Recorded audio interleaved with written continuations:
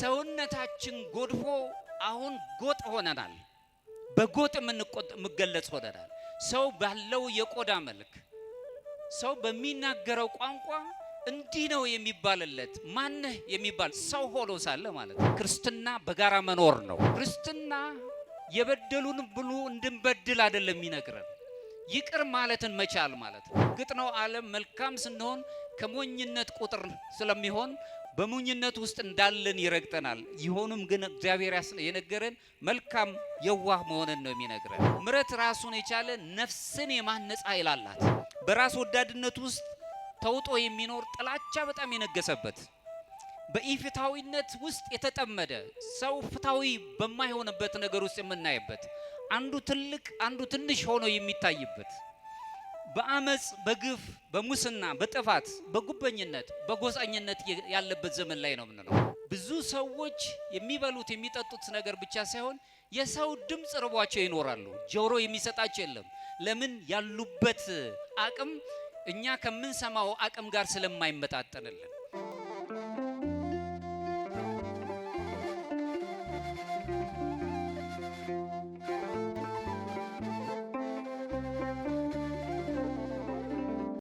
በስመ አብ ወወልድ ወመንፈስ ቅዱስ አሐዱ አምላክ አሜን። እግዚአብሔር አምላካችን ለዚህ ሰዓት ስላደረሰን ስሙን ሁልጊዜ እናመሰግነዋለን። የተከበራችሁ የቤተ ክርስቲያናችን ሊቃውንተ ቤተ ክርስቲያን፣ መምህራነ ወንጌል፣ መምህር ኤልያስ የስብከተ ወንጌል ክፍል ኃላፊ፣ ሊቃውንት በስብከተ ወንጌልም ያላችሁ ዘማሪያን፣ ቅድም ስትዘምርልን የነበረችውንም እንዲሁም ደግሞ ካህናት በጠቅላላ ዲያቆናትንም ምእመናን የእግዚአብሔር ቤተሰቦች እንደምን አመሻችሁ። ቸርነቴ ባህር የሆነ አምላካችን እግዚአብሔር ለዚህ ሰዓት ስላደረሰን ስሙ የተመሰገነ ይሁን። እንግዲህ እንደ እግዚአብሔር ፈቃድ ባለን እግዚአብሔር የፈቀደልን ሰዓት ወይም ደቂቃ መጠን ያለችውን ነገር ትምህርታዊ የሆኑ ነገሮችን ለማስተላለፍ ነው።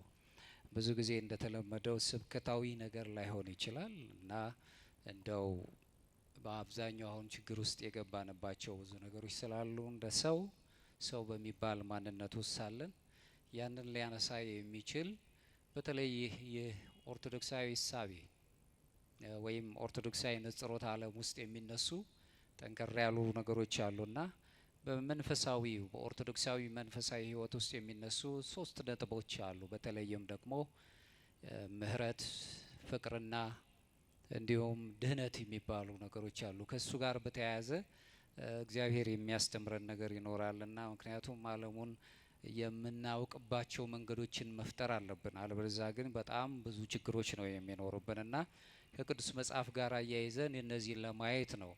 ከሊቀ መላእክት ከቅዱስ ገብርኤል ጥባቆቱን አያጉድልብን፣ በቸርነቱ አምላካችን ጥበቡን ኃይሉን ይግለጽልን።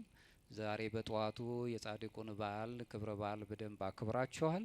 እንደ እግዚአብሔር ፈቃድ ግን ከዚህ ከፍቅር ከሚባለው ድህነት እና ምሕረት ከሚባለው ነገር ጋር ኦርቶዶክሳዊ እይታ ምን ይመስላል የሚለውን ለማየት ነው የምሞክረውና እንደ መነሻ ጥቅስ የሚሆነን የዮሐንስ ወንጌል ምዕራፍ 3 ከቁጥር 16 ላይ አምላካችን እግዚአብሔር ራሱ የሚነግረን በርሱ በራሱ በመድኃኒት ዓለም ክርስቶስ የሚያምን ሁሉ የዘላለም ሕይወት እንዲሆን የዘላለም ሕይወት እንዲኖረው እንጂ እንዳይጠፋ እግዚአብሔር አንዱን ልጁን እስኪሰጥ ድረስ ይህንን ዓለም ወዶታልና የሚል ቃል ስላለ ከዚህ ጋር በማያያዝ እንደ ትምህርት ርዕስ መመርጠው ፍቅር፣ ምሕረት፣ ድህነትን በኦርቶዶክሳዊ መንፈሳዊ ሕይወት ውስጥ እንዴት ይታያል? እሱን ለማየት እንሞክራለን።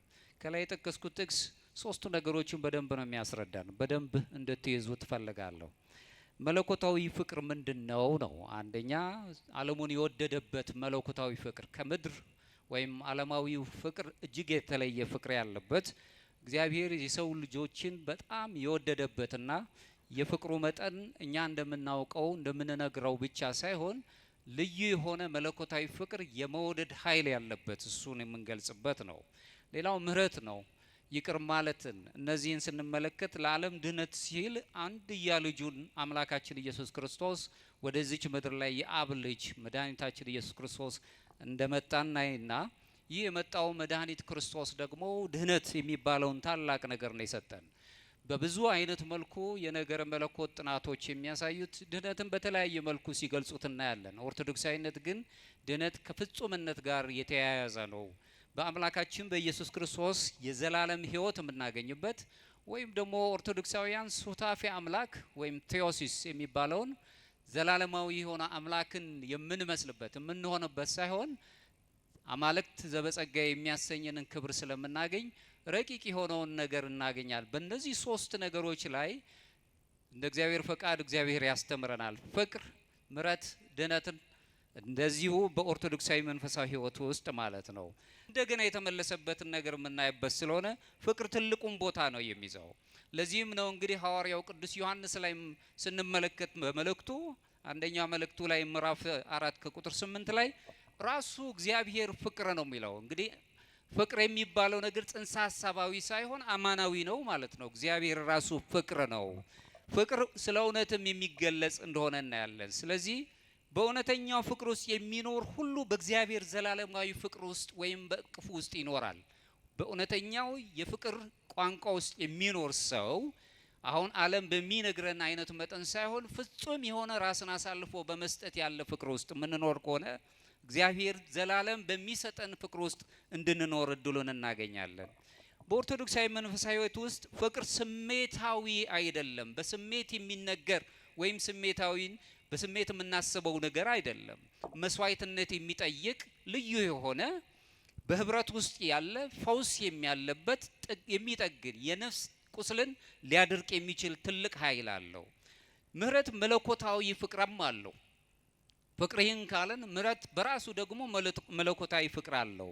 በተግባር የሚገለጽ መንገድም ሲሆን በራሱ ድህነት ደግሞ በፍቅሩ አማካኝነት እግዚአብሔርን ወደምንመስልበት በመለኮታዊ ባህሪው እሱን ልንመስል እንደጠራን ወደ እሱ የምንመስልበት ወደ አንድነቱን ፍሬ እንሄዳለን። ይህንን የምናስብበት ነው። ቅዱስ ዮሐንስ አፈወርቅ በ5ኛው ክፍለ ዘመን ላይ ከተነሱት አባቶች መካከል አንዱ አባት ሲናገር ምን ይላል? ክርስቶስ በቤተ ክርስቲያን ደጃፍ ወይም በበሩ ዛፍ በበሩ አካባቢ መጻተኛ ለማኝ ሆኖ ካላገኘው በመቅደሱ መንበር ውስጥ አላገኘውም ይለናል። ምክንያቱም ለነዚህ ታናናሾቹ ያደረጋችሁት ለኔ አደረጋችሁት ይለናል። በታናናሾች ብለን በምድር ላይ እንደ ታናናሽ ሆነው የሚገለጹትን ራሱ ምሳሌ አድርጎ እሱን አስመስሎ ለነዚህ ያደረጋችሁት ለኔ ያደረጋችሁ ይላል። ስለዚህ ቅዱስ ዮሐንስ አፈወርቅ ራሱ መድህን ክርስቶስን በቤተ ክርስቲያኗ ደግኘቷ በር ላይ ለማኝ መጻተኛ ሆኖ ካላገኘው በመንበሩ ላይ በዛ ጽዋው ባለበት ስፍራ ላይ አላገኘውም ይላል። ስለዚህ በምድር ላይ ያሉት ሁሉ እኛ እሱን እንድንመስል እንዳከበረን እናያለን። ምሕረቱን የሰው ልጆች የልጅነት ክብር እግዚአብሔርን ወደ መምሰል እንድንቀርብ አደረገን። አዎ ከስንጠመቅ የእግዚአብሔር ልጅነት እናገኛለን። ለዚህ ነው በነገረ መለኮት ትምህርት ውስጥ የህይወታችን የመንፈሳዊ ህይወታችን ቅኝት በእምነት ይጀምርና ፍጻሜው ግን በእውቀት ሳይሆን በፍቅር ያልቃል፣ በፍቅር ይደመደማል። ሰዎች በዓለም ላይ እውቀትን አግንነው ይይዙታል። በኦርቶዶክሳዊ ዓለም ምንም እንኳን እውቀት መልካም ቢሆንና ተገቢ ቢሆንም እውቀት ብቻውን ግን ፍጻሜ ሊሆን አይችልም። የፍጻሜያችን ሂደት ግን ሊሆን የሚችልባቸው መንገዶች አሉ። ለዚህ ነው ኦርቶዶክሳዊነት እውቀትን ከጥበብ ጋር ነው የምትገልጸው። ምክንያቱም እውቀት አይምሯዊ ነው፣ ጥበብ ማስተዋል ግን ለባዊ ነው፣ ልብን የሚመግብ ስለሆነ ይህን ትይዛለች። ስለዚህ እምነታችንን በእምነታችን ስንጠመቅ የእግዚአብሔር ልጅነታችን አሁን ያገኘነውን የእግዚአብሔር ልጅነት በሂደት ደግሞ እግዚአብሔር ደረጃ በደረጃ እግዚአብሔርን ወደ መምሰል ወይም ሱታፌ አምላክ ወደ ማግኘት በፍቅር እንደመድዋለን። የአፍቃሪ ልቦናችንን ይዘን መሄድ አለብን ነው። ለዚህም ነው እንግዲህ አሁንም ቅዱስ ባስልዮስ የተባለው የቤተ ክርስቲያን አባት ሲናገር መልካም ለማድረግ እንደ መዘጋጀት ያለ እግዚአብሔርን ለመምሰል የሚቀርብ ምንም ነገር የለም ነው የሚለው። መልካምነት ሰው የተፈጠረው መልካም እንዲያደርግ ነው። ማድረግ አንችልም። አለመፍቀር ወይም ደግሞ ይቅር አለማለት አንችልም። ሰዋዊው ጠባይ ስለተጫነን ብቻ ነው። ሰዎች ሲፈጠሩ እግዚአብሔርን መስለው እንዲኖሩ ነው፣ አፍቃሪዎች እንዲሆኑ፣ የፍቅር ሰዎች እንዲሁም የድህነት ሰዎችና ይቅር ባይ ሰዎች እንዲሆኑ ነው ያደረገው። ቅዱስ ባስልዮስ ይህንን ሲናገር በዚሁ አንቀጹ ላይ ምሕረት የሚባለው ይቅር ማለትን ወደ መለኮታዊው ባህሪ ሱታፊያነት ወደ አማልክት ዘበጸጋ ወይም ታናናሽ አማልክቶች ትሆናላችሁ የተባለውን ያንን ክብራችንን ሰውነታችን ራሱን የቻለ በምናስበው መጠን ብቻ ሳይሆን ከፍ ብሎ ፍቅር፣ ምሕረት እና ድህነት በኦርቶዶክሳዊ መንፈሳዊነት ህይወት ውስጥ ሁላችንም እንግዲህ በዚሁ ምሕረት በሚባለው ታላቅ ቃል ቅዱስ ባስልዮስ ከሚያስረዳን አንዱ ታላቁ ነገር የእግዚአብሔር ልጅነት ካገኘን በኋላ አሁን የሚጠብቀን እግዚአብሔርን መምሰል ነው። ሱታፊ አምላክ ማለት ነው። ወደዚያ ውስጥ የምንሄድበት ነው። ክርስቲያን ንጹህ በሆነ ርኅራኄ ይቅርባይነትና በትህትና መስዋዕትነት መኖር ሲጀምር እግዚአብሔርን ወደ መምሰል እያደገ ይመጣል። ቀስ በቀስ እግዚአብሔርን የምንመስልበት ታላቁን ነገር እናገኛለን። እንደውም እኛ የምስጢራት ተካፋዮች ነን። በምስጢር ውስጥ የምንኖር የቤተ ክርስቲያን ምስጢራት ተካፋይ ሰዎች ነን። በተለይ ኦርቶዶክሳውያን በዚህ ውስጥ ስንመለከት ምን ጊዜም እምነታችንን የምንጀምረው ወይም ደግሞ ህይወታችን የሚጀምረው በማመን ነው። ከዛም በኋላ መጨረሻችን ግን የሚሆነው ብዙ ሂደቶች ሄደን በፍቅር እንደመድማለን፣ የፍቅር ሰዎች እንሆናለን፣ እሱን አምላካችን ስለምመስል። ለዚህም ነው እንግዲህ ክርስቶስ ራሱ ከሚያሰቃዩት ከድሆች ጦም አዳሪዎች ወገኖቻችን፣ ከታሰሩትና ከታረዙት ሰዎች፣ ከገፏቸው ምንም ነገር ከሌላቸው ከሚባሉት ሰዎች መካከል ወንጌሉን ስንመለከት በዘመነ ስጋዊው ያሳልፍ የነበረባቸው ማህበረሰቡ በጣም የናቃቸው ምንም ነገር የላቸውም የሚባሉ ታናሽ ብለው ስርዓት በራሱ ታናሽና ታላቅ አድርጎ የቀረጻቸው እነዚህ አይነት ሰዎች ጋር መካከል እንደነበረ ይህ የሚያሳየን ምንድነው? የመጣው አምላካችን የወደቁትን ሊያነሳ እንደሆነ፣ ያዘኑትን ሊያጽናና እንደሆነ መመልከት እንችላለን። በዚህ ምክንያት ውስጥ ኦርቶዶክሳዊ መንፈሳዊነት አምላካችን ኢየሱስ ክርስቶስን መስለን በፍቅርን ምሕረትን ይዘንና የድህነት ሰዎችን ይዘን አይደል በምድር ላይ ሳለን እነዚህ ሶስቱ ሳይነጣጠሉ በአንድነት ይዘናቸው የምንይዛቸው ነገሮች አሉ። እነዚህን ሶስቱ ነገሮች ለማስገንዘብ ነው የምፈልገው። ሶስቱን ነገር እግዚአብሔርን በፍቅርና በምሕረት የሚገለጽ ታላቅ ምንጭ ስለሆነ እሱን ማየት እንጀምራለን። ምሕረት በመለኮታዊ ፍቅር ውስጥ እንዴት ይገለጻል? እሱን ለማየት እንሞክራለን። ሌላው ድህነት በፍቅር አማጋኝነት ከእግዚአብሔር መለኮታዊ ባህሪ ጋር ተሳታፊዎች እንዴት እንደምንሆን ሶስቱ ነጥቦች ለማየት እንሞክራለን። እንደ እግዚአብሔር ፈቃድ እግዚአብሔር ይግለጽልን። የመጀመሪያው እግዚአብሔር የፍቅርና የምሕረት ምንጭ ነው።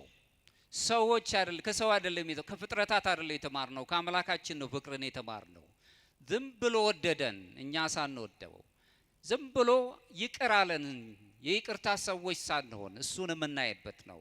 መላው የሰው ልጆች የድህነት ታሪክን ስንመለከት የሚጀምረው የእግዚአብሔር መሐሪን ፍቅርን መማር እንዳለብን የሚያስገነዝብ ነው። ለዚህም ነው መዝሙረኛው ዳዊት በመዝሙር 145 ከቁጥር 8 ላይ እግዚአብሔር ርኅሩህና መሐሪ ነው፣ ከቁጣው የራቀ ምሕረቱም ብዙ ነው ይለናል። ይህም ብዙ ጊዜ ደጋግመነዋል። ከልብ ግን እንደ ኦርቶዶክሳዊ መንፈሳዊነት ማየት አለበት።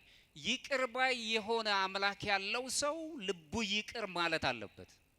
እግዚአብሔር ከቁጣው የዘገየ ምሕረትን የሚሰጥ ምንም እንኳን እኛ ለይቅርታው የሚሆን ነገር ማንሰራ ቢሆንም እንኳን ይቅር ብሎ የወደደንን እግዚአብሔር የወደደውን ማንም ሰው ከዚህ ፍቅር ማውጣት አይችልም።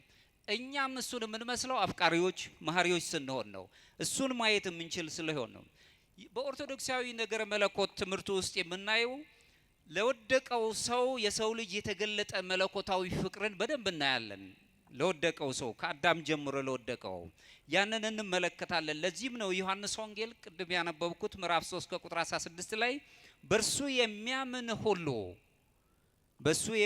ሁሉ የዘላለም ሕይወት እንዲኖረው እንጂ እንዳይጠፋ እግዚአብሔር አንድያ ልጁን እስኪሰጥ ድረስ ይህንን ዓለም እንዲሁ ወዶታልና ብሎ የሚነግረን እንዲሁ ነው የወደደን፣ እንዲሁ አፈቀረን። ስለዚህ በዚህ ፍቅር ውስጥ እንድንኖርና የመጨረሻው እሱን እንድንመስል ይፈቅዳል። ለዚህም እንግዲህ ቅዱስ ዮሐንስ በዚሁ አትናቴዎስ ላይ ቅዱስ አትናቴዎስ ዘእስክንድርያው ሲናገር ሁልጊዜ የሚያነሳው ስለ እግዚአብሔር ፍቅርና ነገረ ድህነት ወይም ደግሞ የምህረት ቋንቋውን ሲናገር እኛ የሰው ልጆች አማልክት ዘበጸጋ እንባል ዘንድ እርሱ መድኃኒት ክርስቶስ ቃል ወልደ እግዚአብሔር ሰው ሆነ ነው የሚለው። እኛን ሆነ ነው። እኛ እሱን መስለን አማልክት ዘበጸጋ እንባል ዘንድ ይህንን የመሰለ ሳንወደው የወደደን አምላክ ፍቅርን የሰጠን አምላክ እሱ የድህነት ቋንቋችንን ወድቀን የነበርን ወደ እግዚአብሔር እሱን እንድንመስል ትልቅ ጥበብን ሰጠን። ያንን መለኮታዊ ባህሪ ተሳታፊ እንድንሆን አደረገን። ቅዱስ አትናቴዎስ የሚያነሳልን ይሄ ነው።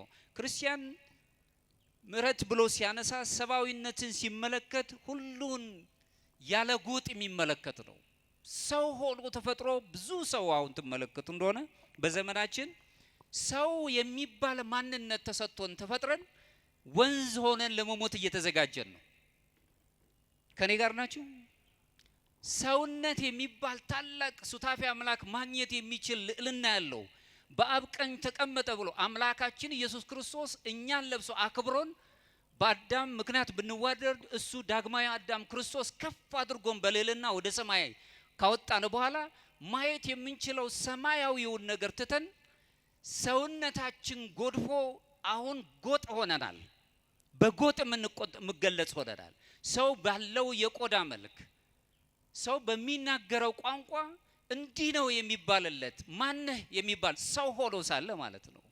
ስለዚህ ሰውነታችን በጣም ምጡቅ መሆኑን መረዳት የምንችለው ሱታፊ አምላክ የምናገኝበትን አምላካችን ኢየሱስ ክርስቶስ እኛ አማልክት ዘበጸጋ እንባል ዘንድ እሱ ሰው ሆነ ይላል።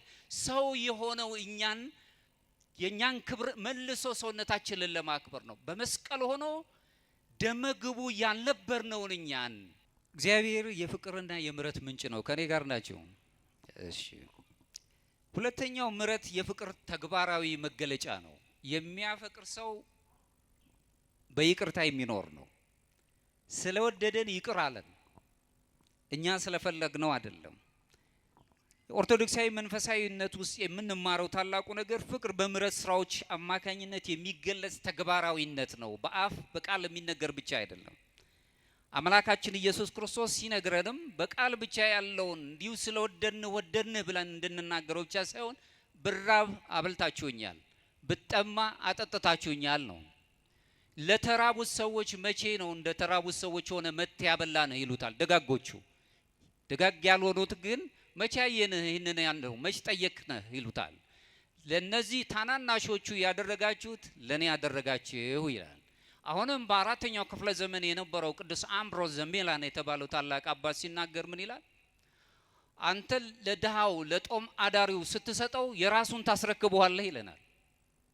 ምክንያቱም ይቺ ዓለም የተፈጠረችው በጋራ እንድንኖርበት ለሁላችንም፣ ለሀብታሞች ብቻ አይደለም፣ ለጦም አዳሪዎችም ጭምር። ምክንያቱም የነሱን ተካፍለ ወስደሃልና ነው የሚለን። የቤተ ክርስቲያናችን የኦርቶዶክስ መንገድ የተባለውን የጻፈ ታላቅ አባት ሜትሮፖሊታን ካልስቶስ ወር የሚባለው ታላቅ አባት ሲናገር ምን ይላል? የክርስትና ጉልላት ከፍታው ትልቁም ነገር ይሄ ነው አለ። ምንድነው?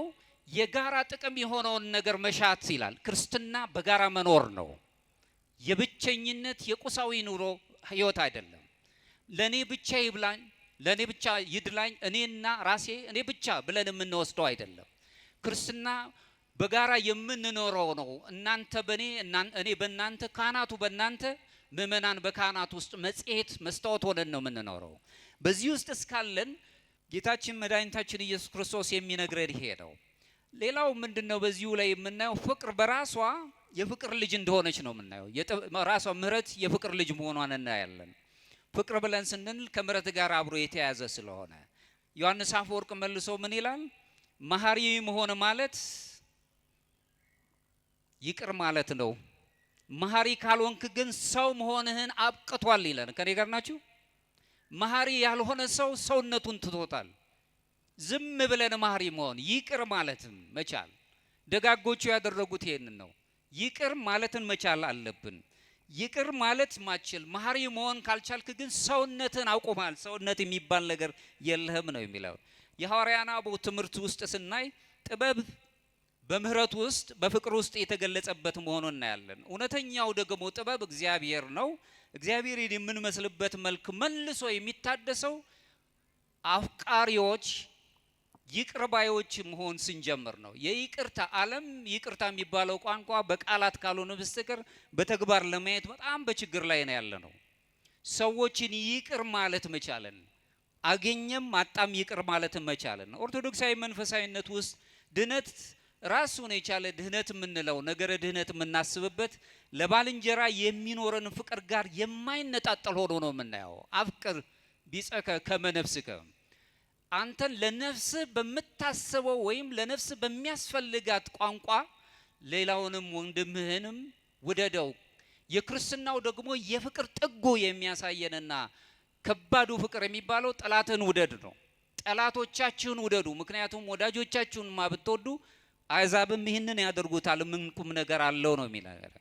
በአንደኛ ዮሐንስ ምዕራፍ 4 ከቁጥር 20 ላይ የሚነገረን ማንም እግዚአብሔርን እወዳለሁ እያለ ወንድሙን ቢጠላ ሐሰተኛ ነው፣ ያየውን ወንድሙን የማይወድ ያላየውን እግዚአብሔር ሊወድ እንዴት ይችላል ብሎ ይጠይቀናል። የሚወድ ሰው እግዚአብሔርን ማየት ይችላል።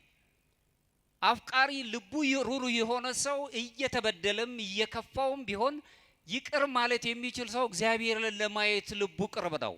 እግዚአብሔር በተለያየ መልኩ ይነጋገረዋል፣ እሱን እናያለን። ስለዚህ ምሕረት የሌለበት ጸሎት ከንቱ ባዶ መሆኑን ከዚህ እንረዳለን።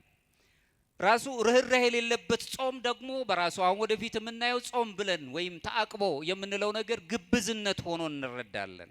ፍቅር የሌለበት ነገረ መለኮት ትምህርት በራሱ ሕይወት አልባ ነው።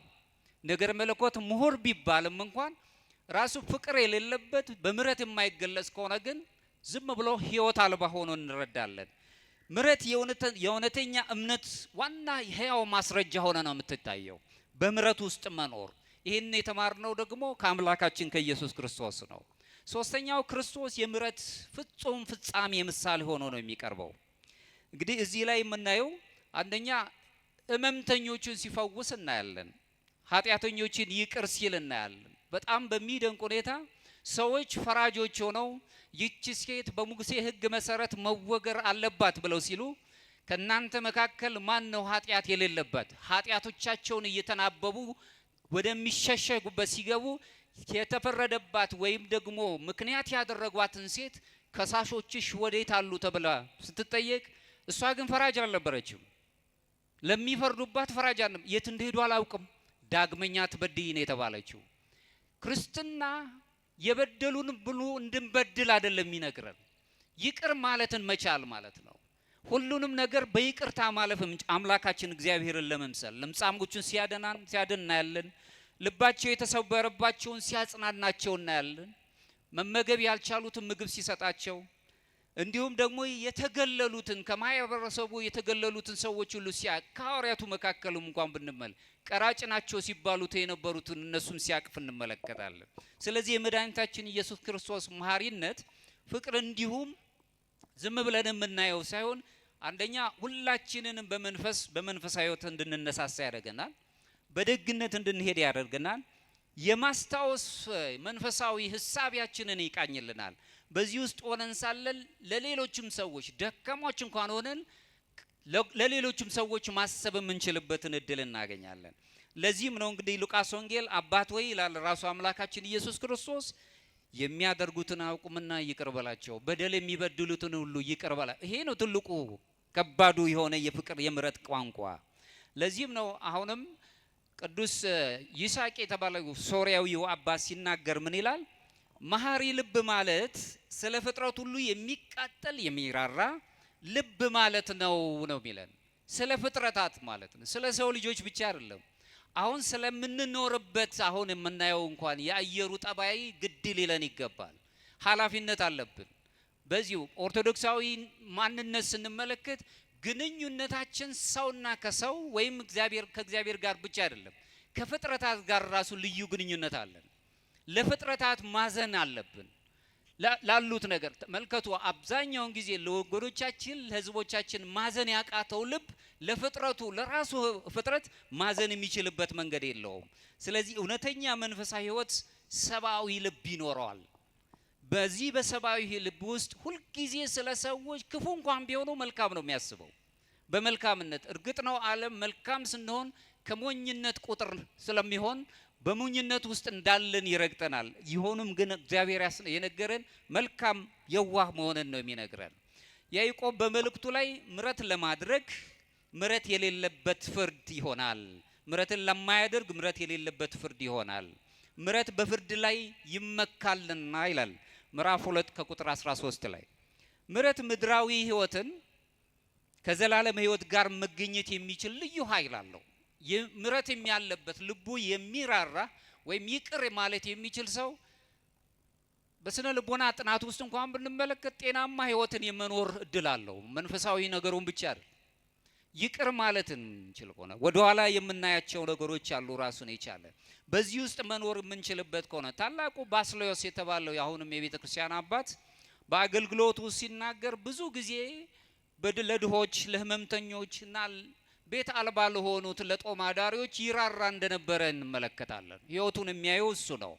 በዚህ ውስጥ እሱ ሲናገር ምን ይላል? እውነተኛ የእምነት መገለጫው ፍቅርና ምሕረትን ይዞ መታየት ነው የሚለው። አማኝ መሆን እውነተኛ የእምነት ሰዎች ሆኖ መገኘት ማለት በእምነት በፍቅር እና በርህራሄ መኖር ማለት ነው። ስለዚህ በኦርቶዶክሳዊ ነገር መለኮት ትምህርት ውስጥ ምሕረት ራሱን የቻለ ነፍስን የማነጻ ኃይል አላት። የያዝናትን ነፍስ ረቂቅ የሆነችውን ከስጋችን ጋር ስቃይ ውስጥ ያለችውን ነፍስ ራስን የማንጻት ኃይል አላት። ፍቅር ራሱን ደግሞ በሰዎች መካከል በፍጥረታት መካከልና ሰዎች በእግዚአብሔር መካከል ያላቸውን የፍቅር ትርጉም ወይም ህብረትን የመመለስም ጥበብ አላት። ድነት መላውን ሰውነት ሁሉ መለወጥ ትችላለች። ነገረ ድነት ስንል አሁን ወድቀን የነበርን ከፍ ብለን የምንነሳበት ስለነ ወደ እግዚአብሔር ሱታፊ አምላክ ወደ ማግኘት እንሄዳለን። የምሕረት ዋናው ዓላማ ተራ የሥነ ምግባር ነገሮችን አሻሽለን እንድንሄድ አይደለም የተፈለገው።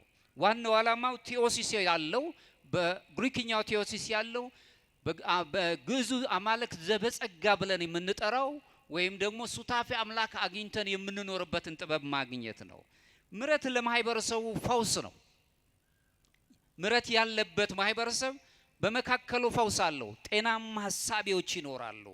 ይሄ አሁን ያለንበት ዘመን በጣም ቁሳዊነት ያለበት፣ እኔነት የበዛበት፣ ከኛነት ይልቅ እኔነት ውስጥ ያለንበት በጣም ስግብግብ የሆነ በራስ ወዳድነት ውስጥ ተውጦ የሚኖር ጥላቻ በጣም የነገሰበት፣ በኢፍታዊነት ውስጥ የተጠመደ ሰው ፍታዊ በማይሆንበት ነገር ውስጥ የምናይበት፣ አንዱ ትልቅ አንዱ ትንሽ ሆኖ የሚታይበት፣ በአመጽ በግፍ በሙስና በጥፋት በጉበኝነት በጎሳኝነት ያለበት ዘመን ላይ ነው የምንኖረው።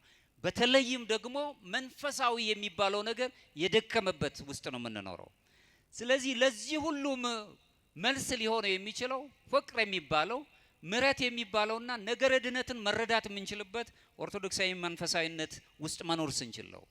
ምሕረት በራሱ ለማህበራዊ ኢፍታዊነት ለተመሰቃቀለው ዓለም ራሱን የቻለ መድኃኒት ነው፣ ጥገና ነው፣ ይጠግናል ራሱን የቻለ። ምክንያቱም የታመመ ዓለም ውስጥ ነው የምንኖረው እኛ የዛው አካልን። በዚህ ውስጥ ስንኖር የሚያድን መድኃኒት ያስፈልገናል። መሐሪው አምላክ ምሕረት እንደሰጠን ለዓለማችን ደግሞ ክርስቲያኖች በተለይ ኦርቶዶክሳውያን መሐሪ ምሳሌዎች መድኃኒቶች ሆነን መገኘት አለብን። ሌሎችን ብቻ በማየት መሄድ የለብንም። ለዚህም ነው አሁንም ቅዱስ ዮሐንስ አፈወርቅ ሲናገር በቤተ ክርስቲያንን ይላል ራሱ የፍርድ ቤት አይደለችም። ቤተ ክርስቲያን ቤተ ሕሙማን የሚድኑባት የሚጽናኑባት ሆስፒታል ናት ነው የሚለው። ካህናቱም ደግሞ በዚሁ በሆስፒታል ውስጥ ቤተ ሕሙማን የሚድኑባት የሕክምና ቤት ውስጥ እነሱ ደግሞ አምላካቸውን ኢየሱስ ክርስቶስን እንደራስ የሆነው ሐኪሞች ናቸው ብሎ ነው የሚያስቀምጠው። ዓለም እንደዛን ሊያስተናግድ በማይችልበት ጊዜ እኛ ለዓለም ምሕረትን መስጠት የምንችል ቤተክርስቲያን መጽናናት የሚፈልጉት ሰዎች የሚጽናኑባት ፍጹም የሆነ የመድኃኒት ቤት ናት። ራሷን የቻለ የሕክምና ቤት ናት። ሰው ልጅ በኃጢአት ምክንያት በመንፈስ የጎሰቆለ እንኳን ቢሆን አምላካችን ኢየሱስ ክርስቶስ ግን በነፍሱ እንዳይጎሰቆል ራሱን የቻለ ሐኪም ሆኖን የወደቀውን ሰው ያነሳ፣ የወደቀውን አዳምን ያነሳው። ይህንን የወደቀውን አዳም አንስቶ በምህረቱ ይቅር ያለውና የጠገነው መድኃኒት የሆነውን ምናመልክ ከሆነ እኛም እሱን ተከትለን የፍቅር ሰዎች የምህረት ሰዎች ሆነን በመድኃኒትነት የምንገለጽ መሆን አለብን። ምክንያቱም ሱታፊ አምላክ እናገኛለን እስካለን ድረስ። ለዚህ ነው በጣም የነገረ መለኮት ትምህርት ያልተረዳቸው በፍልስፍናው ዓለም ላይ የሌሉት ምናልባትም የሌላው እምነት ተከታይ ሆነው ማዘር ትሬዛ የሚባሉ እናት ምን ይላሉ? የወደቀን ሰው ሳይ የክርስቶስን ስቃይ እመለከታለሁ ይላሉ። ይህ ለወደቀው ሰው ሳይቀር አምላካችን ኢየሱስ ክርስቶስ በመስቀል ላይ አድሯል። ሩህሩህ የሆነው አምላክ ለኛ ላገኘነው ብቻ ሳይሆን ላጡትም ሰዎች ሁሉ ቤዛ ሆኗቸዋል። ለዓለሙ በሙሉ ሰላም ሆኗቸዋል። ይህንን ሰውነትን አግዝፎት ማለት ነው። እሱ ማየት የምንችልበት ነው። ኦርቶዶክሳዊ መንፈሳዊነት ውስጥ ራሱን የቻለ የምንረዳው ቁሳዊ የሆነ ወይም ደግሞ እኔነት ብቻ የሚሉትን ነገር አይደለም የምንረዳው። አሁንም በቀሌምንጦስ የተባለው ታላቅ የሮም ቀሌምንጦስ የተባለው አባት ሲናገር በራሱ ያስቀመጠው ክርስቲያኖች የሚድኑት ገለልተኛ በመሆን አይደለም ይለናል። ይህ ማለት ነው ይህን ቃል ሰው ብቻውን ይሆን ዘንድ መልካም አይደለም ከሚለው ጋር ይዛመድልናል። ይህንን ለአዳምና ለሔዋን የተቀጸለ ብቻ ይመስለናል። ሰዎች ብቻቸውን ሊሆኑ ሰው ያስፈልገዋል። የሰው ድምጽ ያስፈልገዋል። ብዙ ሰዎች የሚበሉት የሚጠጡት ነገር ብቻ ሳይሆን የሰው ድምጽ ርቧቸው ይኖራሉ። ጆሮ የሚሰጣቸው የለም።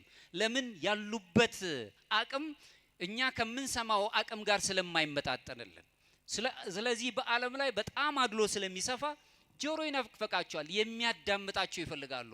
የሚያዳምጠን እኛ እንደምንፈልግ ሁሉ ቅዱስ ገብርኤል ስማኝ ምፈልገውን ፈጽመልኝ እንደምንል ሁሉ ሰዎች ሰው ይርባቸዋል፣ ይጠማቸዋል፣ እንዲያዳምጧቸው ይፈልጋሉ። ይህንን ማሟላት ማለት የፍቅር እንዲሁም የምህረት ሰዎች ሆኖ መገኘት ማለት ነው። ይቅርታ ደረጃ አለው ራሱን የቻለ በነገር መለኮት ትምህርት ውስጥ ኦርቶዶክሳዊ መንፈሳዊ ሕይወት ውስጥ የምንገልጸው ብዙ ጊዜ የተጎዳን ሰው ይቅር ለማለት የሚያስቸግረው ነገር ይኖረዋል። የበደለውን ባንዴ ይቅር ለማለት ይቸገራል። ያንን የተቸገረውን ሰውነቱን ግን ይቅር የሚልበትን ነገር ማሰብ አለብን። በምን ይቅር ይባል? ደረጃዎች አሉት። በአንድ ጊዜ ይቅር ባይነትን ላናገኝ የምንችልባቸው ነገሮች ቢፈጠሩም ሰውኛ በስነው ስጋ መጀመሪያ በኃጢአትና በህመም የደከመውን ሰውነታችንን ማመን አለብን። ማነው እኛ ያለ ነው? የደከምንባቸው ነገሮች አሉ። በዚህ ውስጥ የደረሰብን በደል ሊኖር ይችላል። ከዛ በደል ተነስተን በአንድ ጊዜ ይቅር ባይ የሚሆን የስጋዊ ጠባይ ላይ ስማማን ይችላል። መጀመሪያ ግን ማመን ነው። መዝሙረ ዳዊት ላይ መዝሙር 51 ላይ የሚነግረን እሱ ነው። ሁለተኛው ከይቅርታ ጋር እንድንዛመድና ከበደል ነፃ እንድንሆን አንዱ የሚያግዘን የምንጸጸት ሰዎች ተበደለንም ጸጸትንም እንይዝ። በጸጸቶቻችን ውስጥ ትህትና ነው መያዝ የምንችል። ለዚህ ነው በነገር መለኮት ውስጥ አንደኛው ከሚነሳው ነጥብ አንዱ በግሪክኛ ኬኖሲስ ተብሎ የሚታወቀው ራስን ዝቅ ማድረግ፣ ትህትናን ገንዘብ ማድረግ፣ ከእግዚአብሔር ጋር መኖርን የምናይበትን እሱን መያዝ የምንችል። አሁንም ቅዱስ ይስሐቅ ሶርያዊ ሲናገር ምን ይላል? የእውነተኛ ንስሐ ምልክት ለሁሉም ይቅርታን ለማድረግ ሲችል ብቻ ነው ይላል። የበደሉንን ሁሉ ይቅር ማለት ስንችል የኛ በደል ይቅር እንዲባል ከፈለግን ይቅር ማለትን መልመድ አለብን። መጸሎታችንም እሱን ስለሚነግረኝ። ሶስተኛው ስለበደልኩ የበደልኩትን ነገር ይቅር እንድባል በቃል ድምጼን ማሰማት መጸለይ መጀመር ስችል ነው ከበደል ነፃ ሆናለሁ፣ ይቅር ባይነት እንድናገኝ። በሚቀጥለው ከምሬት ከቁጣ መንፈሶች መውጣት አለብን። ዓለም ብዙ ቁጣ ነግሶበታል። በጣም የሚያናድዱ ነገሮች አሉ። መንገዶቻችን ሁሉ ንዴት ነው ያለው፣ ቁጣዎች አሉባቸው። አንድም ትዕግስት አይሰጡንም። እንደውም ሰዎች በምናልፍበት በምንወጣበት ነገሮች ሁሉ ነገሮች ስለማይሳኩልን ሁልጊዜ ውስጣችን ይቃጠላል። ይህ ንዴት ይህንን ቁጣ መንፈስ ማስወገድ የምንችልባቸው ነገሮች ሲኖር ወደ ምሕረት እየቀረብን እንመጣለን። ለዚህ ነው ቅዱስ ዮሐንስ አፈወርቅ አሁንም ይቅር ለማለት መዘጋጀት እግዚአብሔርን እንድንመስል የምናደርገው መንገድ የምንጀምርበት ጅማሮ ነው ብሎ ነው የሚነግረን። ይቅር ማለት ይቅር ባይ ለራሳችንን እንደውም የስነ ልቦና ምሁራን የሚናገሩት መጀመሪያ ራሳችንን ይቅር ማለት፣ ውስጣችንን አይምሮአችንን ይቅር ማለት። ብዙ በደል ደርሶብን ይሆናል። ያ የደረሰብንን በደል በራሱ ውስጣችንን ይቅር ማለትን መልመድ አለብን። ሊከብድ ይችላል፣ ግን ውስጣዊ እሱን መለማመድ አለብን። እግዚአብሔርም ስለሚረዳን እርቅን መልመድ አለብን። ይርቅን ለሰላም መሻት ራሱ በሰላም ውስጥ ለመኖር በእርቅ ውስጥ መኖር አለብን። ለዚህም ነው እንግዲህ በአብዛኛው ጊዜ ቅዱስ ይስሐቅ ሲናገር በአብዛኛው አንተ ከራስህ ጋር ታረቅ ይላል። መጀመሪያ ከራስህ ጋር ታረቅ፣ ሰማይና ምድር ካንተ ጋር መታረቅ ይጀምራሉ። እኛ የይቅርታ ሰዎች ስንሆን ውስጣችንን ይቅር ማለት ስንጀምር ሰማይ ምድርም መታረቅ ይጀምራሉ። ሰማይ ያሉትን መላእክት በምድር ያሉ ፍጥረታት ሁሉ ከኛ ጋር እርቅን ይወጥናል ይጀምራሉ። በዚህ ውስጥ መኖር እንጀምራለን። ሌላው ዘወትር ይቅር ለማለት መለማመድ አለብን። በምን አይነት ልምምድ? በትዕግስትና በፍቅር በተደጋጋሚ ይቅር ማለትን መልመድ፣ ይቅርታን ገንዘብ ማድረግ። ይቅር ስንል በአብዛኛው የትኛውን ማህበረሰብ ነው የምንገለው? እየጎዳኝ እየገደለኝ ያለውን ነው ይቅር ምለው? አዎ ክርስቶስም የሚለው ጠላቶቻችሁ ውደዱ ነው የሚለው። እሱ ትልቁ ነው። እሱን ማለትን መልመድ አለብን። ከመለኮታዊ ፍቅር ጋር መጨረሻ መዋሃድ የምንችልበትን ቃለ እግዚአብሔር በደንብ አድርጎ መያዝ አለብን። ማክሲሞስ የተባለው አሁንም በዚህ በሰባተኛ ክፍለ ዘመን የተነሳ የቤተ ክርስቲያን ጸሐፊ ሲናገር ፍቅርና ይቅርታ ነፍስን ከእግዚአብሔር ጋር እንደሚያዋህዷት ያስተምሩናል ይላል። በፍቅር በይቅርታ ከእግዚአብሔር ጋር መዋሃድ የምንችልበት አማልክት ዘበጸጋ እንድንባል የሚያደርግንን ጸጋዎች እናገኛለን። በዚህ በሚቀጥለው አንቀጽ ላይ የማየው ለክርስቶስ ሕይወት የሚሆኑ ተግባራዊ ትምህርቶች አሉ። ክርስቲያናውያን ወደ እግዚአብሔር የምናድግ መንፈሳዊውን ሕይወታችንን የምንይዝበት ሱታፊ አምላክ አግኝተን የምንኖርበትን ጥበብ። አንደኛው ከቃል ያለፈ ፍቅር ሊኖረን ይገባል። ብዙ ሰዎች በቃላት ብዙ ፍቅር አላቸው፣ በተግባር ግን ሸሽተውታል። ከኔ ጋር ናቸው? ከቃላት ያለፈ ፍቅር ሊኖረን ይገባል። ሲወደን በቃልና በተግባር ነው የወደደን። እስከ ሞት ድረስ የሚያደርስ ፍቅር ነው የወደደን። ስለዚህ ልጆቼ ሆይ በስራና በእውነት እንጂ በቃልና በምላስ አንዋደድ ይላል አንደኛ ዮሐንስ ምዕራፍ 3 ከቁጥር 18 ላይ። ብዙ ዓለም የንግግር ቃላቶች የንግግር ወይም በቃላት የሚገለጹ ፍቅሮች አሉት። የተግባር ቃል ግን ያስፈልገናል። ራሳችንን ወደዚህ የፍቅር አውድማ ውስጥ ልናስገባ የምንችል እውነተኛው መንፈሳዊ ሕይወት የሚገለጸው በተጨባጭ በምህረት ስራዎች መገለጽ ስንጀምር የፍቅር ተምሳሌቶች እየሆነን እንሄዳለን። ሁለተኛው የርህራሄያችንን እለት ከእለት ማቋረጥ የለብንም። በምን አይነት መልኩ ነው ይቅር የምንለው? ርህራሄ የሚጀምረው እንግዲህ አሁን ቅድም ካነሳሁት ጋር ከራሳችን ነው የሚጀምረው። ይቅር ማለትን ራሳችንን መልመድ አለብን። በብዙ ነገሮች ተሰቃይተን ሊሆን ይችላል። ምህረት በብዙ አይነት መልኩ ለራሳችን እንዲመጣ እኛ ይቅር እንድንባል እንደምንፈልግ ሌሎችንም ሰዎች ይቅር ማለትን መልመድ። በቤተሰብ ውስጥ ያለ፣ በቤተ ክርስቲያን ውስጥ ያለ፣ በስራችን መካከልም ያለ፣ በማህበረሰብ ውስጥ ያለውን አንዳንድ በደሎች እንኳን ቢኖሩ እንዴት ክርስቲያን ይቅር ማለት ይችላል? እሱም መማር አለብን። ይቅር እንዴት እንበል? በደግነት የተሞላው ቃላት እንኳን የቆሰሉ ልቦችን ሊፈውስ ይችላል። በነገራችን ላይ ደግ የሆነ ቃል የቆሰሉ ልቦችን መፈወስ ይችላል። ንግግሮቻችን ብዙ ሊጎዱ የሚችሉ ወይም ደግሞ ሊጠግኑ የሚችሉ ይሆናል። ከነዚህ ጋር ስናየው ግን እያንዳንዳችን የዋህነትን ደግነትን ያለበትን ቃላቶች ይዘን መኖር አለብን። ለዚህም ነው አሁንም ቅዱስ ይስሐቅ ሶርያው ሲናገር ይህ ታላቅ አባት ሲናገር ምን ይላል? በአንደበትህ ዘወትር ለሚሰሙት የሚጠግን ጸጋን የሚሰጠውን ነገር ብቻ ተናገር። እምተናበቦ ይሄ ይሳርሙሞ ማለት በሐሜት ብዙ ጊዜ ደክመን ሊሆን ይችላል። በጣም ያስከፉንን ሰዎች ከውስጣችን በጣም የተቃጠለ መንፈስ ስላለን ለሰዎች ስናወራ በጣም ከሚገባው በላይ ተበሳጭተን ሊሆን ይችላል። ነገር ግን አንደበትህ ነው የሚለው አንደበትህ ዘወትር ለሚሰሙ ሰዎች የሚጠግናቸው ጸጋን የሚሰጥ ነገር ብቻ ይናገር። ሱታፊ አምላክ የምንፈልግ ከሆነ የይቅርታ መንገድን የምናገኝበት እሱ ነው። እውነተኛ መንፈሳዊ ሕይወት የሰውን ንግግር የመፈወስና የሰላም መሳሪያ ሆኖ የሚቀርብ ነው። በተመሳሳይ መልኩ አሁንም ቅዱስ የቤተ ክርስቲያናችን ታላቅ አባት ቅዱስ ባስልዮስ ሲናገር አልፎ አልፎ የሚደረግ ልግስና ከሰው ይልቅ ዘወትር በነፍሱ ውስጥ የሚኖር ልምዳዊ ባህሪ ሊሆን እንደሚገባው በተግባር ያዘው እያለ ይናገራል። አልፎ አልፎ እንኳን የምናደርገው ቀስ በቀስ ነው ወደ መልካሙ ፍጹምነት የምንደርሰው። ነገር ግን በጥቂቱም ቢሆን መልካም ነገርን መልመድ አለብን፣ መስራት አለብን። ሶስተኛው እግዚአብሔር ጋር በሚኖረን ህብረት ውስጥ ድህነትን አዘውትረን መያዝ ነው። ድህነት ብለን ስናወራ ድህነታችን ውስጥ የምናያቸው ብዙ ታላላቅ ነገሮች አሉ። ኦርቶዶክሳዊ መንፈሳዊነት የሚያስተምረን ወደ እግዚአብሔር የምናደርገው ጉዞ በህብረት የምንጓዝበት ህይወት ስለሆነ ዘወትር ሳንታክት ፈተናዎች ሳይበዙብን ራሱን በጸሎት የምንተጋ ሰዎች መኖር አለብን። በጸሎት የምንተጋ፣ ጸሎት ራሷ ነፍስን ከእግዚአብሔር ጋር የምታዋህድ ናት። ለዚህም ነው በኦርቶዶክሱ ዓለም ላይ ንጹህ ጸሎት ብለው የሚጸልዩት አለች። ይቺ ንጹህ ጸሎት የሚሏት በመጀመሪያው ክፍለ ዘመን የነበሩ ሐዋርያን አበው የአይምሮ ጸሎት ይሏታል።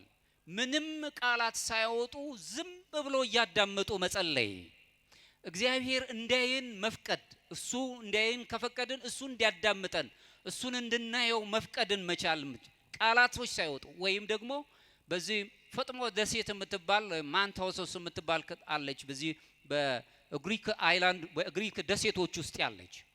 እዛ ውስጥ ያለው አበው መነኮሳት እችን ጸሎት ፍጹም ይተገብሯታል።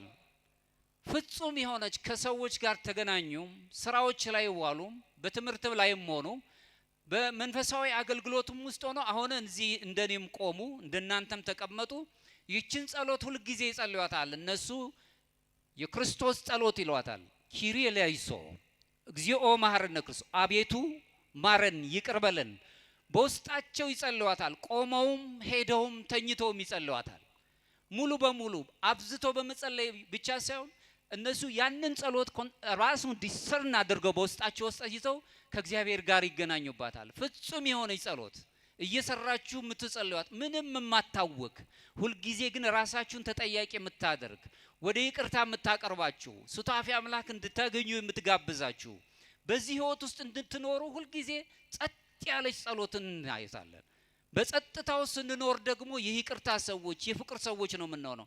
ስለ ሰዎች በደል አይደለም እናስብ፣ ውስጣችንን ይቅር ማለትን እንለምዳለን። ጸጥ ማለትን መልመድን ስናገኝ ይሄንን በዚህ ውስጥ አንዱ ነው። ህሊና ጸሎት ራሱ ጸሎት በህሊና ከእግዚአብሔር ጋር የምንገናኝበት ልዩ ህብረት ነው። ሌላው በሚስጥራት ተካፋይ መሆን ነው። በቤተክርስቲያናችን ኦርቶዶክሳዊት ቤተክርስቲያን 7 ምስጥራት አላት። 7ቱ ምስጥራተ ቤተክርስቲያን ውስጥ ተካፋይ መሆን ነው።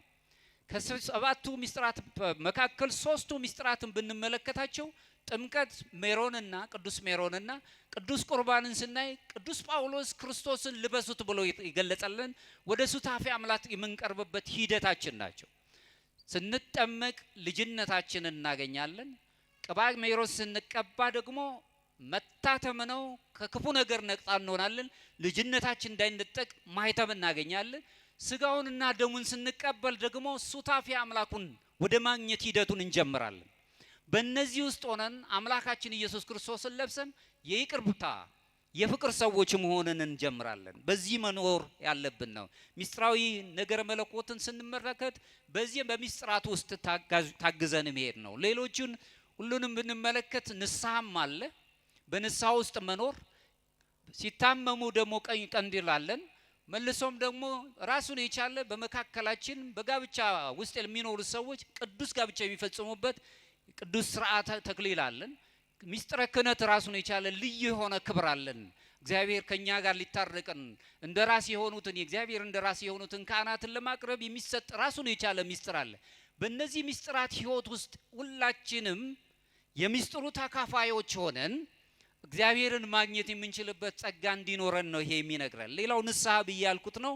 ንስሐ የጥምቀት ራሱን የቻለ ጥምቀታችን የምናድስባት ልዩ የይቅርታ በር ነው የሚላት ራሱን የቻለ ዮሐንስ ዘሰዋስው የተባለው ታላቅ አባት ሲናገር ንስሐ ማለት ከጥምቀት በኋላ የምናገኛት የይቅርታ በር ነው ምለው። መጽሐፈ መነኮሳት ንስሐ ተውበት ጸጋ እምድኅረ ጸጋ ይላታል። ንስሐ ማለት ከይቅርታ በኋላ የተገኘ ከጥምቀት በኋላ የተገኘች ሌላ የይቅርታ በር ነው የሚላት።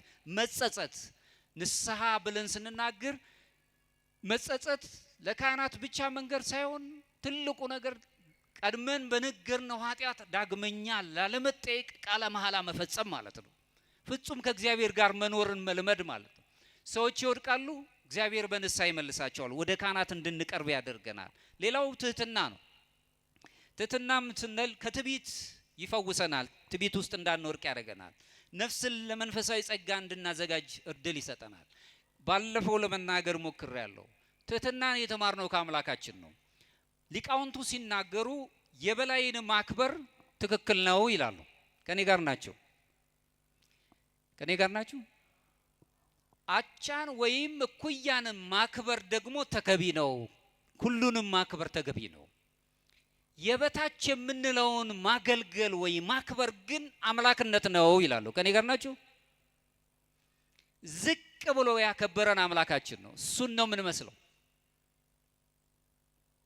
ብዙ ሰዎች ከማህበረሰቡ ተገልለዋል። ባላቸው ምጣኔ ሀብት፣ ባላቸው የእውቀት አድማስ፣ ባላቸው የዘመድ ብዛት በብዙ መልኩ ተገልለዋል። እነሱን ማገልገል ማክበር አምላክነት ነው። አማልክት ዘበጸጋ የሚያሰኝን ክብር መያዝ ነው። ትሁት መሆን ማለት ክርስቶስ ራሱን ዝቅ አደረገ፣ ባዶ አደረገ። የመላእክትን ባህሪ አይደለም እኛን ነው የሆነው። ሰዎችን አከበርን፣ እሱ ወደ ላይ ወሰደን። አንዱ እንግዲህ የምናየው ትህትናን ነው። ሌላው ጾማችን ነው። ታቅቦ ብለን የምንገልጸው ነው። መታቀብን የምናይበት ነው። በታቅቦ ህይወት ውስጥ ሁልጊዜ ከእግዚአብሔር ጋር እንድንኖር እድል ይሰጠናል። የመጨረሻው በፍቅርና በምህረት መገለጥ ነው። የክርስቲያን ፍቅር ራሱ ክርስቲያናዊ የሆነ ፍጻሜውን ይመለከታል። ቅድም ያነሳሁት የምህረት ፍቅር ደግሞ ማንኛውም መንፈሳዊ ተጋድሎን እንድንፈጽም ኃይል ይሰጠናል። ለዚህ ነው ቅዱስ ሶራፊም የሚባለው ታላቅ አባት ሲናገር የሰላምን መንፈስ ገንዘብ አድርግ ወይም ማግኝ ፈልግ፣ በአንተ ዙሪያ ያሉትን በሺዎች የሚቆጠሩትን ታድናለህና ይላል። ከኔ ጋር ናቸው? ቤታችን ሰላም ሲሆን አገረ ሰላም ትሆናለች። ሰዎችን የማዳን አቅም ይኖረናል። ሰዎችን የመፈወስ አቅም ይኖረናል። በውስጥ ያለውን ነገር ወይም የመጨነቅ ወይም በአንተ ውስጥ ነው ያለው። ሱራፌም ሲናገር የሰላምን መንፈስ ገንዘብ አድርግ ወይም ፈልጋት፣ ሰላማዊ ሁን። አንተ ሰላም ስትሆን በዙሪያ ያሉ ሁሉ በሺህ የሚቆጠሩት ሰላም ይሆናሉ ነው የሚለው። ክርስቲያን ኦርቶዶክሳዊ ሰላማዊ ነው። ሰይፍ የለውም። ሰይፉ አምላኩ ነው። ቃላቶች ሁሉ አምላኩ ናቸው። በአምላኩ የሚነገር የፍቅር ቋንቋ ነው ያለው። በሰላም በፍቅር በምህረት የሚኖር ነው። ለኛ የምህረት ሰዎች ስንሆን ሌሎችን ሰዎች የማዳን ለጊዜው እንኳን በሞኝነት ሊገልጹን ይችላሉ በዓለም ያሉ ሰዎች። ከጊዜ በኋላ ግን ሁሉን የሚችል አምላክ ልቦናቸውን ቀይሮ እኛ ሰላም ስንሆን ቤታችን ሰላም ይሆናል፣ መንደራችን ሰላም ይሆናል፣ ልጆቻችን ሰላም ይለምዳሉ። ቤተ ክርስቲያን ሰላምን የሰላም ባለቤት የሆነችው ሰላሟን ልጆቿን ማያዝ ትጀምራለች። ከካህናት ጋር አብረን መኖር እንዴት እንደምንችል መማር እንችላለን። ስለዚህ መንፈሳዊ መታደስ ውጫዊ አካልን ብቻ አይደለም የሚገልጸው፣ ውስጣዊ ህሊናን ሁላችን ተሳታፊ እንድንሆን አደረገን። በሞቱ ሞታችንን ገደለው፣ የትንሣኤ ሰዎች ያደረገን። እርገታችን ሰማያዊ ነው። አሁን በምድር ላይ ነው ያለነው። ሐሳባችን ምድራዊ ሆነ። ሰማይን እንድንመለከት ወደ ላይ እንድናይ በአብ ቀኝ ተቀምጦ አከበረን። ሰውነታችን ራሱ ውበት አገኘ። ረቂቅ የሆነ አምላካችን ረቂቅ የሆነው ምስጢሩን ገለጸልን። በመስቀል ላይ የተሰቀለው አምላክ በደም ታጥቦ እኛን ሁላችንም በይቅርታ ከጎበኘን እጁን ዘርግቶ አቀፈን። በመስቀል ላይ ሆኖ መስቀሉ ምስጢርን ገለጸልን። ግርጌው ላይ ብንመለከት በመስቀሉ ግርጌው ላይ የተቸነከረው ችንካሩ እምነታችንን መሰረታችንን ገለጸልን። ይሄ ደግሞ በእምነታችን የምናገኘው በጥምቀታችን የምናገኘው ህይወት ነው። በኋላም ጉልበቱ የገፉት የጣሉት የሳቡት ጉልበቱ ላይ ደግሞ ያለው ግፍ መከራ ደግሞ ምንን ምስጥረ ቁርባን፣ ምስጥረ ቀንዲል፣ ምስጥረ ሜሮንን ይገልጽልናል። በዚህ ማህተም አገኘን። የተወጋው ጎኑ ቁርባኑን ገለጸልን። ስጋውን ደሙን ተካፋዮች ያደረገን። በቀኝ እጁ የተጎዳው ደግሞ ንስሐችንን አበሰረን። በግራ እጁ የተጎዳው ደግሞ ራሱን የቻለ በሚስማር የተጎዳው ወይ ደግሞ የደማለን አምላክ ደግሞ ብንታመም ቁስለ ነፍስና ቁስለ ስጋ ቢገጥመን ቀንዲልን ሰጠን።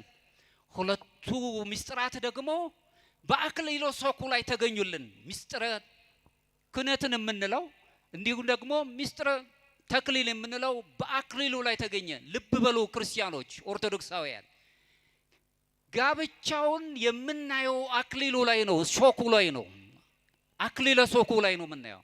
ክህነቱን የምናየው አክሊለ ሦኩ ላይ ነው የምናየው። ክርስቲያኖች፣ አገልግሎቱ እንዲሁ ዝም ብሎ ተራ ነገር አይደለም። መከራ ያለበት መስዋዕትነት ያለበት ነው። ጋብቻ ፍቅር ብቻ አይደለም ያለበት፣ ትልቅ ከባድ የሆኑ ነገሮች አለ። መስዋዕትነት ይጠይቃል።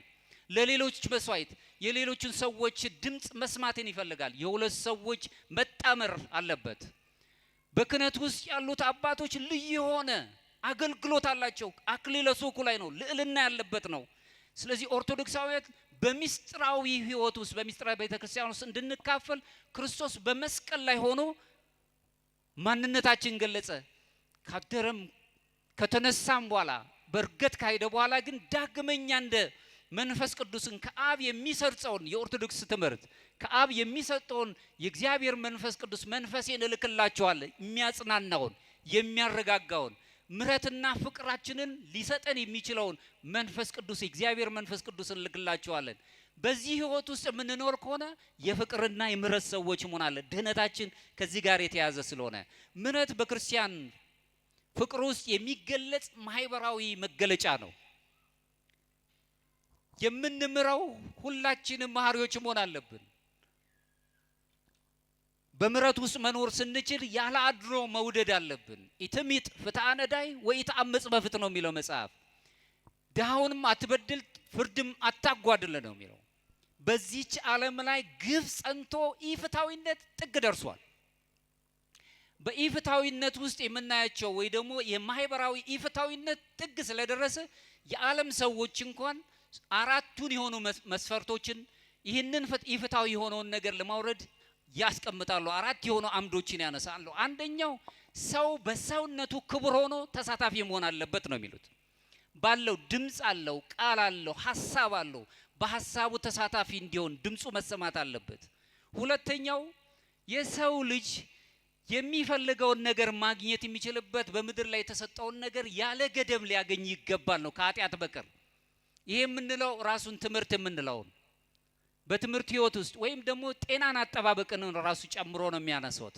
ሶስተኛው ግን እኩልነት ሳይሆን የተመጣጠነ አኗኗር፣ እኩልነትን ሳይሆን የተመጣጠነ አኗኗር መኖር አለበት። አንዱ ትንሽ አንዱ ትልቅ ሲሆን ግን እርስ በርሱ የሚባላ ማህበረሰብ እየፈጠር ነው የምንለው። የመጨረሻው ግን ሰብአዊ መብቶች ናቸው። እኛ ምዕራባውያን የሚያነሱት ሰብአዊ መብት ከኛ ከምናነሳው ሰብአዊ መብት እጅግ ይርቃል። እኛ ምናልባት እኛ የምናነሳው መኖር ሊሆን ይችላል። ድምጻችንን ባለው ቋንቋችን ቃላታችንን ሐሳባችንን መግለጽ ሊሆን ይችላል መብት የምንለው። ለነሱ ግን ከሰውነት ተራ ወጥተው ሰብአዊ መብትን የሚጋጭ ወይም መንፈሳዊ ህይወታችንን የሚጋጭ ነገሮችን ነው የሚያነሱት። በዚህ ውስጥ መኖር ከአድሎ የጸዳ ነገሮችን ይዞ መኖር፣ ከኢፍትሐዊነት መጽዳት፣ ትዕቢትን ማገልገል የለብንም። ትዕቢተኞች መሆን የለብንም። ምንም ይሁን ትዕቢተኛን ገንዘብ ማድረጋል፣ ትዕቢትን መንፈስ ገንዘብ ማድረግ የለብንም። ያለ ገደብ መውደድ፣ ይቅር ማለት ያለ ምንም ነገር። ስለሰጡን አይደለም መውደድ ያለብን፣ ሁሉንም ያልሰጡንንም መውደድ አለብን። ስለሌላቸው አልሰጡንም። ምናልባት ንፉግ ሆኖም አልሰጡንም፣ ግን መውደድ ነው የሚጠበቅብን። አለመውደድ አንችልም። ባህሪያችን አለመውደድ አይችልም። ሰውአዊ መንፈሳችን ካሰብ ነው ከእግዚአብሔር ጋር እንዲሁም ከባልንጀራችን ከሰው ጋር በሚኖር ህብረት ውስጥ ድህነታችንን ማሰብ መዳን የምንችለው እነዚህ ነው። በፍጥረት ውስጥ ስንመላለስ ለኛ ከሰዎች ጋር ያለን ግንኙነትና ከእግዚአብሔር ጋር ያለን ልዩ ግንኙነት የጠበቀ መሆን አለበት። ምሕረትን የሚያደርጉ ብፁዓን ናቸው ምሕረትን ያገኛሉና። የምሕረትና የፍቅር ባለቤት የሆነ አምላካችን እግዚአብሔር በነገረ ድህነት ውስጥ እንዲገልጸን ፍጹም የምህረት ሰዎች የፍቅር ሰዎች እንድንሆን ኃይሉን ጥበቡን ያድለን። አምላካችን እግዚአብሔር ለዚህ ሰዓት ስላደረሰን ክብርና ምስጋና ለእርሱ ይሁን። ይቆየን።